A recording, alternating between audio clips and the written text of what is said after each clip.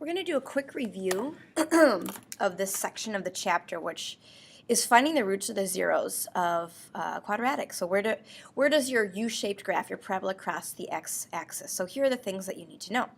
First, how can you find the zeros, roots, solutions, or the x-intercepts? And these all mean the same thing, where your graph crosses the x-axis. How can you find this? In factored form or non-factored form. So the first is factored form. We want to know, when does this equal 0? And so what you can do is you can set each one equal to 0, x minus 2 equals 0, and x plus 9 equals 0, and you can solve. And the reason you can do this is called zero product property. Anything times 0 is 0. So if the first one is 0, it doesn't matter what the second factor is. If the second factor is 0, doesn't matter what the first one is. All right, so let's solve. And so for the first one, if we add 2 to each side, x can be 2. 2 minus 2 is 0. The whole thing's 0. Or you could subtract 9 from each side. And you could say, all right, if x is 2, or if x is negative 9, the whole thing's 0. These are the x-intercepts. So if I were to graph this, at 2, you would have a 0. At negative 9, so your graph could look something like this, and it would cross in 2 places. You could also use quadratic formula, or you could try factoring. So let's try factoring this. We'll use quadratic formula. I think there's some review of that on the back. Yes, okay. So right here, let's factor this one. The first one was factored for us. The second one isn't, but we can use a box and circle and factor it. So here's our box and circle right here. We want to know what multiplies to 36x squared that adds to 13x. So you want to think of some multiples of 36, like 6 and 6, 1 and 36. And for this one, it would be 9 and 4. They multiply to 36 and they add to 13. So in either corner, we're going to put our 9x and our 4x. For the outside of the box, we think what multiplies to x squared. That would be x times x. X plus 9 is 9x. X plus 4 is 4x. So here's the factored form. We saw from the previous example that the factors are the opposite of the zeros. But if I show my work here, we want to know x plus 4, what makes that equal 0, and x plus 9, what makes that equal 0. So for the first one, subtract 4 from each side. So x is 4, or negative 4. Here's one of the zeros. The other will subtract 9 from each side, so like the last one, x equals negative 9 again. All right, so the zeros, or the x-intercepts, are negative 4 and negative 9 for this graph. It's the opposite of the factors, if the factors are whole numbers. All right, so let's take a look at the quadratic. The second thing is, how do you build the equation of a quadratic? First step, let's find the zeros, the x-intercepts. So we have x equals negative 1 and x equals 3.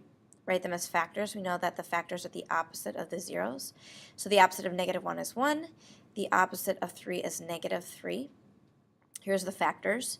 We need a y-intercept to plug in. So here's my y-intercept. Let's use a different color here. And that would be 0, negative 3. And we're going to plug that in for x and y. So here's your equation. Y equals some lead coefficient a times x plus 1 from right here, and x minus 3. We're going to plug in our y-intercept here. Negative 3 equals a. 0 plus 1, if I plug in the 0, 0 plus 1 and 0 minus 3. We're going to get a 1 and a negative 3. And so here, I'm going to show my work up here. We get negative 3 equals a times negative 3. Divide each side by negative 3. So here a is 1. A is oftentimes 1, but not always, so that's why we have to check. Let's write our equation. Y equals, let's put the 1 out in front, x plus 1, x minus 3. Since a is 1, you don't have to put the 1 there, and it would mean the same thing. So that's how you build the equation of a quadratic. Okay. Quadratic formula. If an equation is not factorable, you can still find the roots, zeros, or x-intercepts by using quadratic formula, and we'll do that down here. You have to know about the discriminant. B squared minus 4ac, that thing under the quadratic, you have to know what it means if the discriminant is positive. If that number is positive, our graph could look something like this, where there are two solutions. It crosses your x-axis twice. If your discriminant is 0, your graph could look something like this, where there's one solution, and your graph could cross just once. Here's another example of what that could look like, right? One answer. If your discriminant is negative, there's 0 real solutions. You can say there's 2 imaginary solutions. We get into imaginary numbers next year. Here's what it would look like. It would not cross your x-axis at all. So let's do an example. Find the discriminant of this quadratic, and we know it's a quadratic because x squared is the highest power. First step, identify a, b, and c. A is the number next to the x squared, b is the number next to the x, c is the number by itself. The discriminant would be b squared minus 4ac.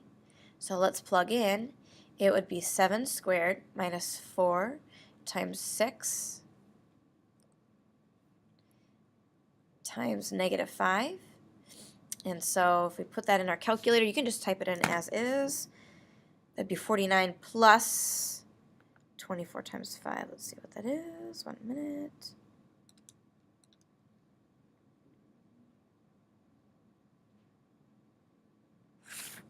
All right, calculator.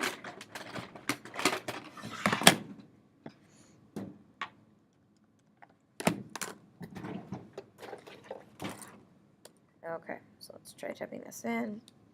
So we have 49 minus 4 times 6 times negative 5. Okay, so that's 169 as our discriminant. And this is positive. So if we go back, we know that there's going to be 2 solutions because our discriminant is positive. Oops. So there's 2 real roots. I should have put that here. So this was 169. And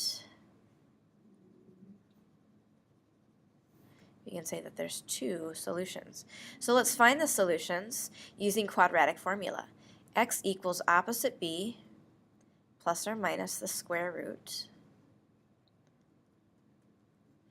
of b squared minus 4ac, we know that's 169, all over 2a. So that would be negative 7 plus or minus 13 over 12. And you could split this up and solve. So the first answer would be negative 7 plus 13, which is 6 over 12, or 0.5. The other answer would be negative 7 minus 13 divided by 12. And we get negative 1.6 repeating. All right, so here are 2 answers. We get 2 real solutions here. If we were to graph this, it might look something like this. One's at 0.5, one's at negative 1.6 repeating. Something like this. Okay. Let's go over the last type of problem, which is, again, another quadratic formula. Let me start workspace again.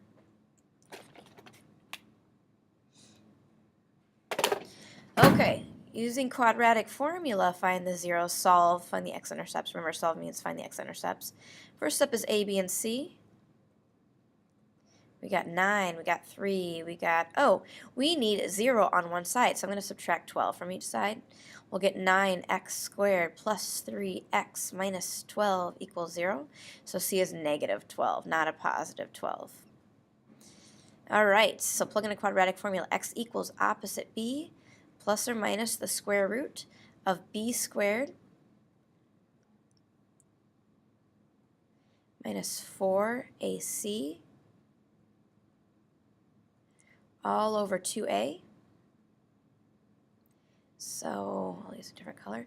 I want you to calculate these 3 numbers, the negative 3, the discriminant, this number underneath. X equals negative 3 plus or minus the square root. All right, let me type this in. 3 squared minus 4 parentheses 9 parentheses 12. You just type it in as you see it. Let's try it again. 3 squared minus 4 parentheses 9 parentheses negative 12. 441 all over 18. And then you can split it up and type it in. Just make sure when you type it in, hit enter before you divide. So the first one will be negative 3 plus the square root of 441, hit enter, and then divide by 18. So our first answer is 1. And the second one will be negative 3 minus the square root of 441, hit enter, divide by 18, and we get, oops, negative 1.3 repeating.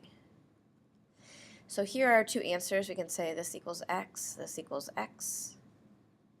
If we were to graph it, at 1 there'd be an x-intercept, and at 1 1/3, oops, that's not really 1 1/3. So our graph could look something like this. Okay, so there's a quick review of finding the zeros.